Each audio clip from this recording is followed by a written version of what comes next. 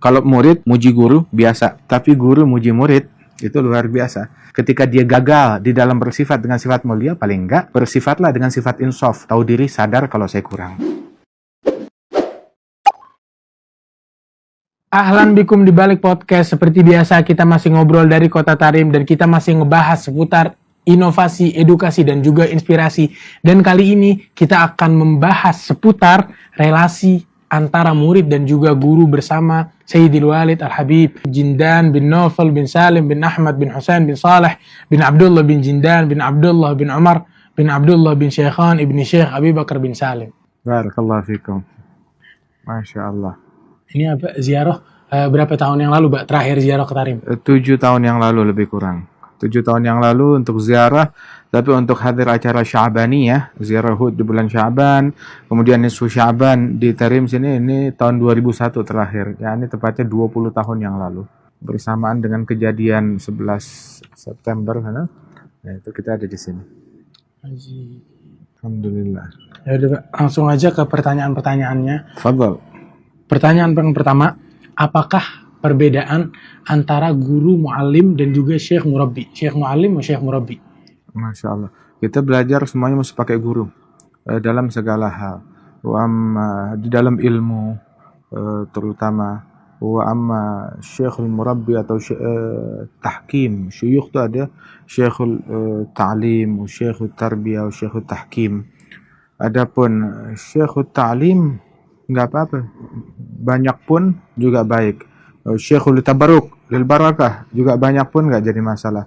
Tetapi sama syekh lit tahkim itu biasanya cuma satu, yang mana seorang murid di hadapan syekh tersebut bagaikan mayit di hadapan tukang mandiin, menyerah secara totalitas, taslim secara totalitas kepada syekh tersebut.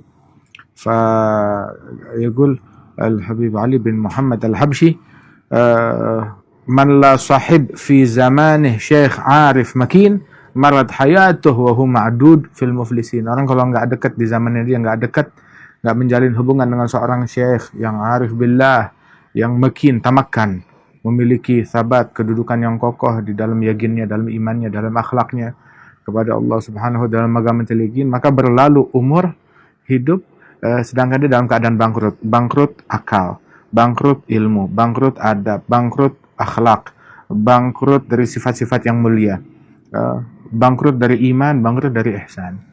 Waliyadzu billah. Adzal muflis yang sebenarnya. Terus gimana di zaman sekarang kita bisa menemukan syekh? Harus pasti ada di zaman sekarang. Imam Al-Haddad dalam Adab Sulukul Murid bilang terkadang seorang murid dia mengira kalau dia nggak punya syekh ya, yang tahkim, yang ngebimbing dia, yang nuntun dia, padahal dia sebenarnya punya syekh, asal dia punya kesungguhan. Sampai dibilang oleh beliau, "Lau sadaqal murid lawajadul masyayikh indal bab." Kalau seandainya seorang murid pencari akhirat memiliki kesungguhan, mereka bakal temukan para syuyukh, para syekh, musallik yang menempuhkan orang ke jalan Allah Ta'ala, itu akan ada di depan pintunya dia, siap. Akan tetapi ketika kita mau sadar diri, maka yang kita temukan adalah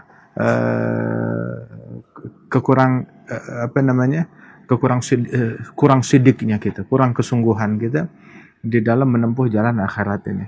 Walabut pasti kalau orang ada kesungguhan pasti bakal temukan syekh, bakal temukan guru yang membimbing dia. Wasyuyukh ada yang zahirin, ada yang khamilin. Begitu. Wa huwa alladzi istama'a qalbuk alaih, yang mana hati kita terpadukan kepada orang tersebut. Hadahu. Alhamdulillah. Wa kam bihusnul dzan min imdadi. Tapi semuanya harus dengan husnul dzan, baru dibukakan oleh Allah Subhanahu wa taala.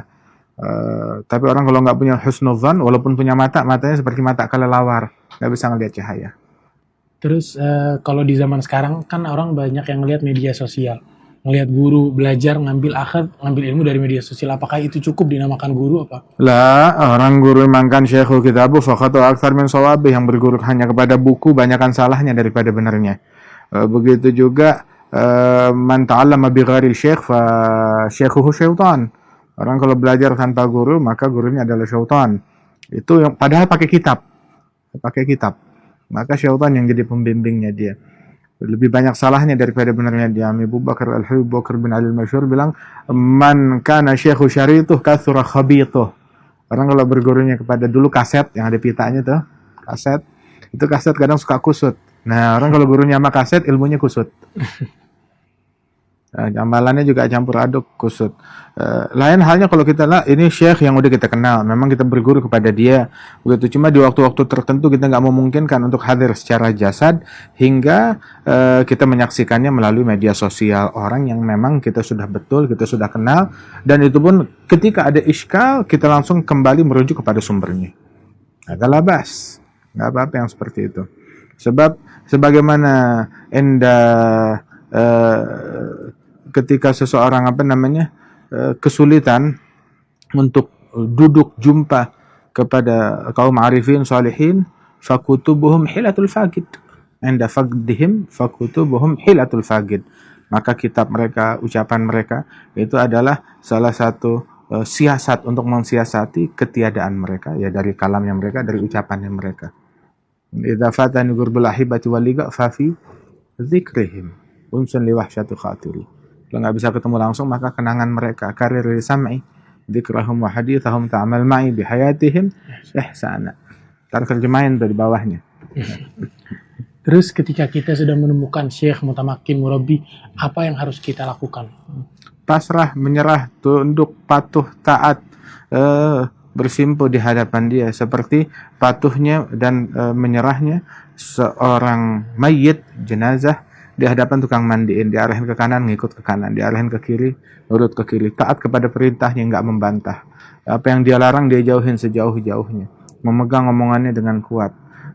Kemudian juga jangan sampai menyakiti hatinya, bersegera menuju ridhonya dia. Sampai dibilang oleh para ulama, itu jangan sampai kita durhaka kepada guru, sebab ugugul walidain, kalau dia taubat diampunin durhaka sama orang tua, tapi durhaka ugugul ustadzin, durhaka kepada guru syekh, ada la yughfar. Maknahu la yughfar, ya, dikhawatirkan biasanya orang itu kualat hingga meninggalnya suul khatimah.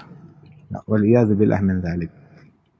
Tapi hatta al-uquq kalau dia mau taubat, di pintu taubat lebih mudah daripada untuk orang yang durhaka kepada ustadz dan guru. Terus apa yang dimaksud dengan ta'alluq atau koneksi batin antara guru dan juga murid? Menjalin hubungan batin itu adalah dengan taat kepada perintahnya, mau ustadznya ada depan mata ataupun nggak ada, gurunya ada di depan mata ataupun nggak ada, gurunya hadir ataupun nggak hadir, dekat ataupun jauh, buat dia sama. Ketika gurunya dekat ataupun jauh, dia taatin semua perintahnya, diambil musyawarahnya dia, pendapatnya daripada guru tersebut, bermusyawarah, nggak bergerak melainkan dengan arahan dari guru pembimbing dia, hingga mendapatkan sirul intiwa. Intiwa hadza, hingga setiap orang yang duduk dengan dia merasakan aura daripada syekhnya tersebut. Subhanallah, udah husulul intiwa tersebut. Terus ada gak contoh cerita ikatan antara guru dan kalau mau bicara murid seperti Syekh Ali Baras, guru seperti Umar bin Abdurrahman Al-Attas.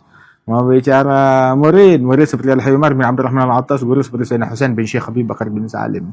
Ada Sayyidina Umar bin Abdurrahman Al-Attas waktu izin mau berdakwah, diizinkan untuk berdakwah, dibilang sama gurunya bahwasanya setiap kamu laluin kampung, kalau kampungnya itu semangat menerima engkau, ya kamu dakwah di situ, tapi jangan tinggal mugim di situ. Lanjut ke kampung berikutnya. Nah terus sampai kapan? Sampai ke kampung yang benci sama kamu, yang mencaci kamu, yang tidak menginginkan keberadaanmu di situ. Nah kamu dakwah di situ, kamu sabar di situ, kamu duduk di situ. Kata beliau nurut hingga berubah kampungnya penyamun, kampungnya penjahat menjadi kampungnya solihin wal auliya. Sarah Huraidah. Itulah kampung Huraidah. Subhanallah. Berkataat kepada perintah gurunya Sayyidina Husain bin Syekh Habib Bakar bin Salim. Wal Habib Abdullah bin Ali Al-Haddad, beliau bilang ra'aitu Umar bin Abdurrahman fa'ajabani tawaddu'uhu fasa'altu Allah an yukrimani bitawaddu'ih. Saya jumpa dengan guruku Umar bin Abdurrahman Al-Attas. Saya kagum takjub dengan tawadhu yang dimiliki oleh beliau, dan aku meminta kepada Allah agar Allah memuliakan aku dengan tawadhunya beliau. Al-Habib Umar bin Abdurrahman, kalau murid muji guru biasa, tapi guru muji murid itu luar biasa. Ditanya Umar bin Abdurrahman pendapat beliau tentang Imam Al-Haddad. Dijawab oleh beliau, tarim turabbi. Ini didikan tarim. Begitu, membuahkan, menelurkan orang-orang besar yang penuh dengan keilmuan dan tawadhu seperti Al-Habib Abdullah bin Abdul Haddad. Masya Allah. Dan taslimnya mereka, menyerahnya mereka luar biasa. Bahkan Al-Imam Umar bin Abdurrahman Al-Attas, itu beliau bilang kepada muridnya Syekh Ali Baras, kalau ada seorang badui yang hidup di pedalaman, jauh dari peradaban, istilahnya kalau mau buang air kecil dia langsung kencing di tempat, saking terbelakangnya dia. Tapi dia datang kepada saya dengan kesungguhan, mau dekat kepada Allah Ta'ala, dalam sesaat saya sampaikan dia kepada Allah Subhanahu Wa Ta'ala. Tapi masalahnya nggak ada kesungguhan. Beda ketika orang datang tuh dia bawa lampunya dia, di lampunya udah ada minyaknya, udah ada sumbunya, semuanya udah siap begitu, tinggal nyalain korek sedikit, percikan langsung menyala itu lampu. Akan tetapi kalau dia datang dia nggak bawa apa-apa, begitu, dia nggak bawa apa-apa, dia nggak bawa lampu, dia nggak bawa minyak, dia nggak ada sumbunya. Nah itu perlu proses lama, dan yang mempercepat segala proses tersebut adalah memperkuat masyhad kita, husnudzan kita, terutama kepada syuyukh al-murabbin, yang mana itu merupakan hal yang langka sekarang ini. Banyak orang mengklaim, oh ini syekh, ini ustadz, ini alim, ini murabbi. Tapi cuma klaim doang. Ini zaman sekarang jangan terlalu ghurur, jangan terlalu senang kalau dipuji macam-macam. Kebanyakan pujian yang isinya kosong belaka. Gitu. Jauh daripada hakikat. Dan Ali bin Abdullah bin Syihabuddin bilang ini zaman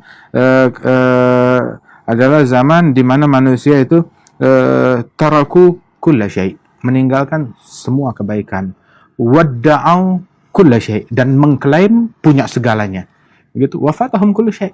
Mereka hasilnya kehilangan segalanya. Mereka tinggalin segalanya, mengklaim punya segalanya, akhirnya nggak dapat segalanya. Paling nggak orang ketika inda fagdil ittisaf fala agalla minal insaf.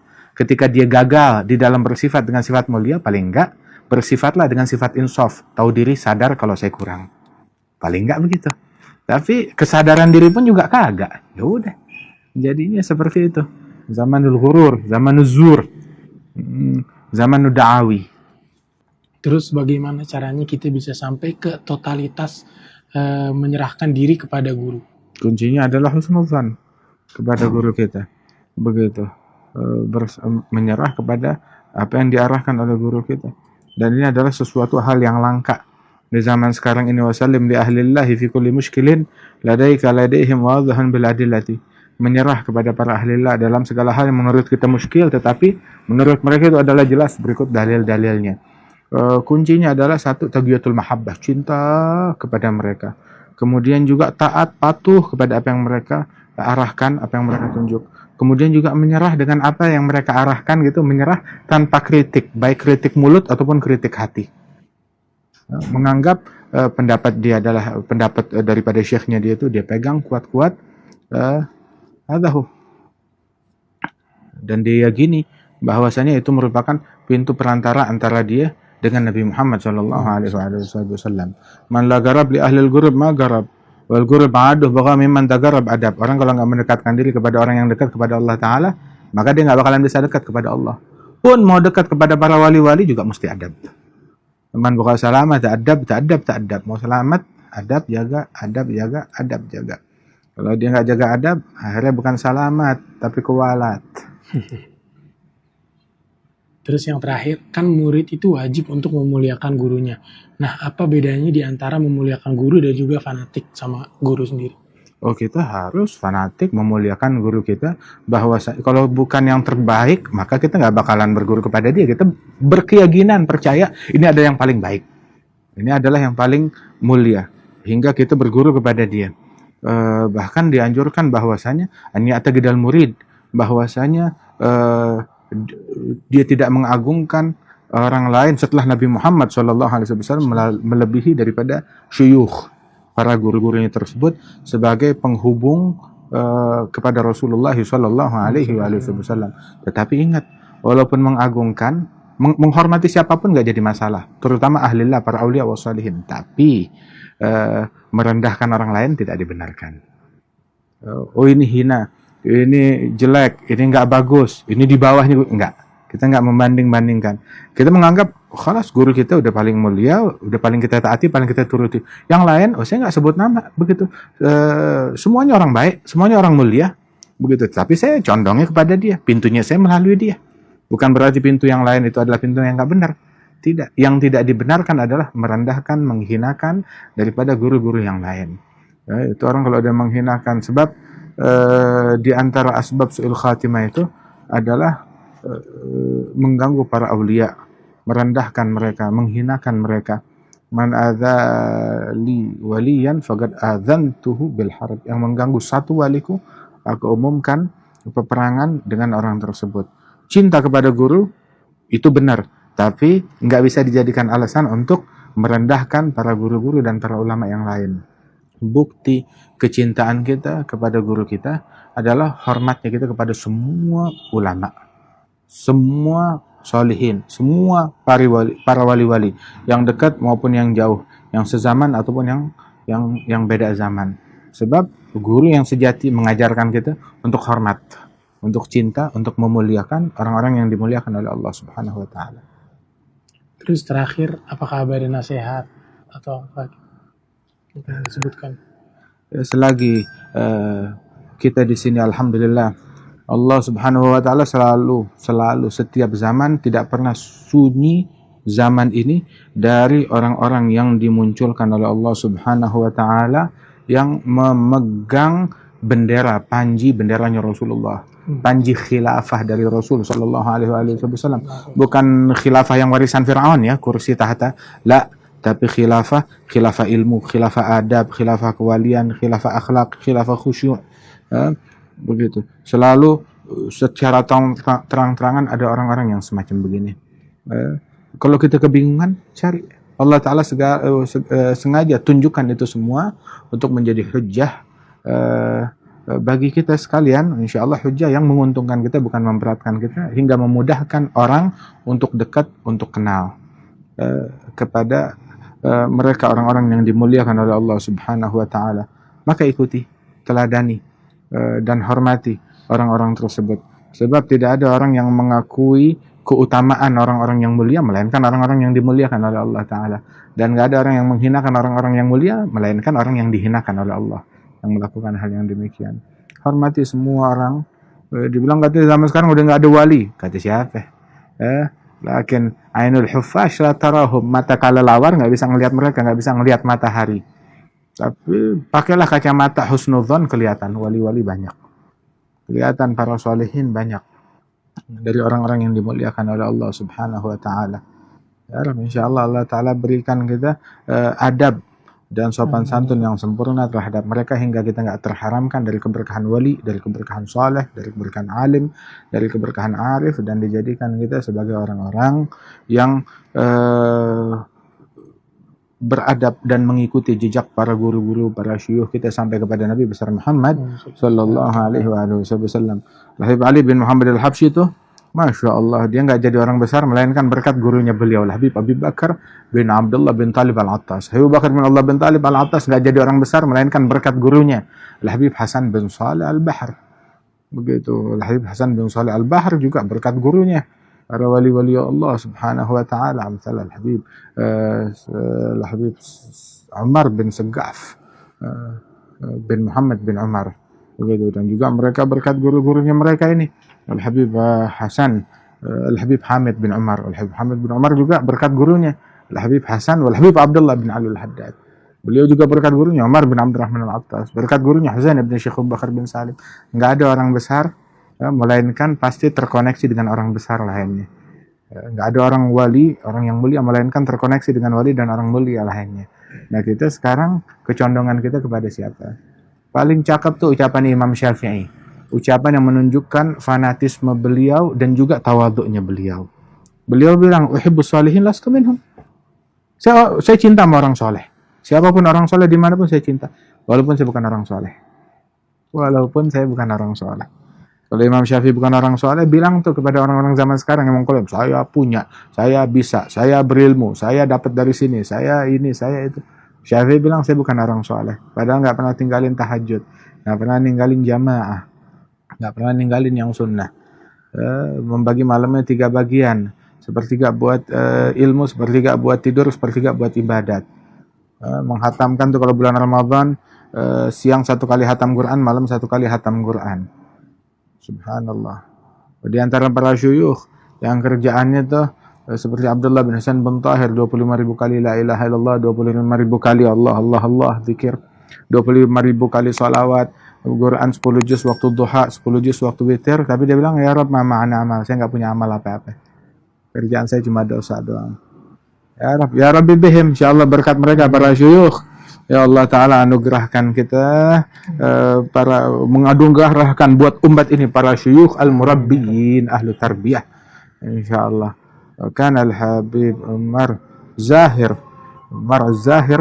itu datang ke Habib Ali al-Habsyi waktu mau ziarah Hud. Bilang ya Habib Ali, dia punya pesan. Nanti mau pergi ziarah doa apa? Doain agar Allah Ta'ala yusakhir lil alawiyyin masyayikh turabbihim, yurabbihim, agar Allah Ta'ala perbanyak untuk kaum alawiyin para guru-guru ahli tarbiyah yang mendidik mereka. Ahlu tarbiyah. Nah, sekarang kita kekurangan ahli tarbiyah, itu yang kita kurang. Ya Allah bitaufiq at-taufiq insyaallah. Ya udah Pak, kalau gitu kita tutup majelis ini dengan doa. Alhamdulillah rabbil alamin. Allahumma shalli wa sallim ala sayyidina Muhammadin wa ala alihi wa sahbihi ajma'in. Allahumma la tuhrimna khair ma 'indak bi syarri ma 'indana fadlan wa ihsana judan wa amtinana wa usluk bina masalik al-awliya wa salihin. La tuhrimna barakat alim wa la barakat arif wa la barakat wali wa la barakat salih. Warzuqna kamal intiwa bi nabiyina Muhammad sallallahu alaihi wasallam wa kamal intiwa bi syuyukhina al-akramin. Rabbi fatir as-samawati wal ard anta waliyyi fid dunya wal akhirah tawaffani musliman wa alhiqni بالصالحين اللهم الحقنا بالصالحين الحقنا بالاولياء العارفين برحمتك يا ارحم الراحمين صلى الله على سيدنا محمد وعلى اله وصحبه وسلم والحمد لله رب العالمين. Terima kasih banyak Pak.